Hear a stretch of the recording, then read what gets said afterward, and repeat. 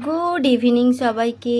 তো শনিবার সন্ধ্যা 6টা মতো বাজে, আমরা সবাই মিলে চা খেতে বসে পড়েছি। আর মা বলছিল কালকে চলে যাবি, ঘরটা ফাঁকা হয়ে যাবে, তো একাই চা খেতে হবে, কিছু করার নেই, যেতে তো হবে। আগে আমার ভাই থাকতো যেন, এখন ভাই কাজে চলে গেছে, তো মা একাই হয়ে গেছে একদম। যাই হোক, চাটা খাওয়া হয়ে গেল।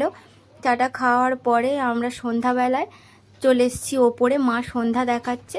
আর আমার না খুব ভাল লাগে এগুলো দেখতে, কেন বলো তো, মানে সব সময় তো দেখা হয় না। মা বাপি দারুণ পুজো করে। আর যাই হোক, আমার বাপির পুজোটা তোমাদের অন্য কোনো সময় একটা দেখাবো। বাপি তো সেই ভোরের দিকে পুজো করে, ওই 4টে 5টার দিকে পুজো করে, জানো তো, তখন আমরা ঘুমিয়ে থাকি, তো দেখা হয় না। আমি আগে দেখেছি, কিন্তু তোমাদের সঙ্গে শেয়ার অন্য একদিন করবো, অন্য সময় যখন আসবো তখন করব। যাই হোক, নিচে চলে এসেছি। নিচে এসে মাকে একটু আটাটা মেখে হেল্প করে দিচ্ছি, আর মা আরও অন্য সব রান্না করবে, সেই জন্য আমি মাকে আটাটা মেখে হেল্প করে দিচ্ছি। মা আমাকে রুটিটা বেলে দিচ্ছে, আমি রুটিটা করব। দেখো, মানে মায়েদের আজকে একাদশী, তো আরও সব অন্য খাবার হবে, সেই জন্য আমি এটা করে নিচ্ছি। রুটিটা হচ্ছে আমি আর আমার বাবুরা খাবো, রুটি আর আলুর দম আর বেগুন ভাজা, এগুলো হচ্ছে আমরা খাবো। আর মায়েদের জন্য হবে হচ্ছে সাবুর লুচি, যেটা আমি কখনোই খাইনি আগে। মানে ফল টল আগে খেত, এখন সাবুর লুচি আর একটা সাদা সাদা আলুর তরকারি খায়, তো সেটা হবে। যাই হোক, রুটি আমি করে নিচ্ছি। আর আর সেই কাঁচা লঙ্কা দিয়ে কীরকম একটা তরকারি, দেখতে খারাপ হলেও না খেতে মানে খুব সুন্দর লাগে।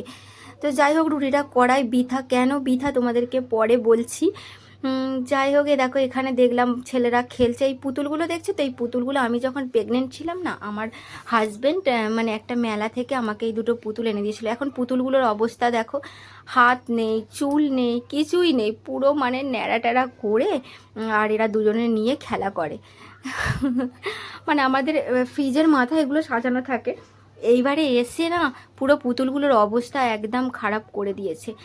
দেখো এখানে বাপির জন্য আর মায়ের জন্য সাবুর লুচি হয়েছিল, আর তখন বললাম রুটিটা করাই বৃথা। দেখো বাপির সাবুর লুচি আর সাদা আলুর তরকারি আমি ট্রাই করছি, খুব সুন্দর লাগছিল খেতে, তো আগে কখনোই খাইনি। গুড মর্নিং সবাইকে। তো আজকে হচ্ছে রবিবার, তো হ্যাপি সানডে সবাইকে। আজকে তো বাড়ি যাবার পালা, তো মা রান্না বান্না শুরু করে দিয়েছে। চলো দেখি মা কি রান্না করছে। কি রান্না করছে মা?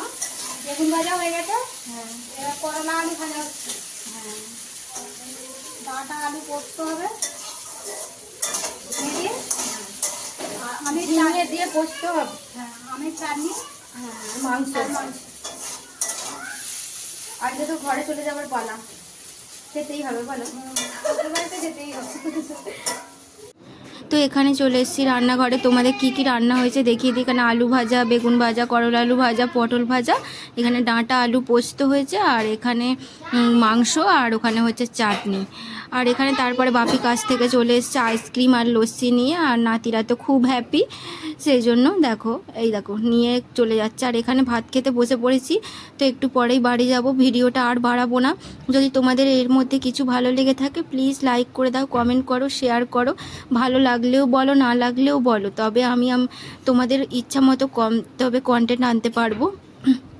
যাই হোক, সবাই সুস্থ থেকো, ভালো থেকো, সাবধানে থেকো, প্লিজ সাবস্ক্রাইব করে দিয়ে পাশে থেকো।